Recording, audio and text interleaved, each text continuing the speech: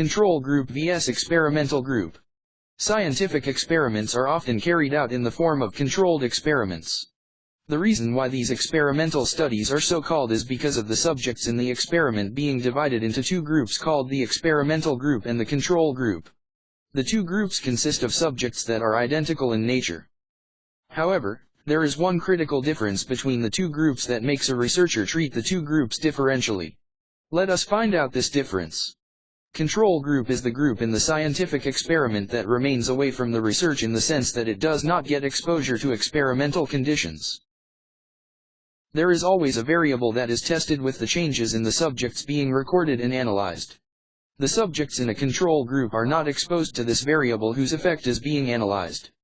These subjects remain untouched with the variable and help explain the changes in the experimental group on account of variable. In fact, the subjects in a control group are important as they rule out any other reasons for changes in the experimental group.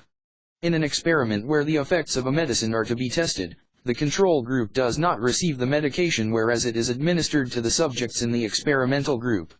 Thus, the subjects in a control group serve as a comparison tool when the researcher evaluates the effects of the medication.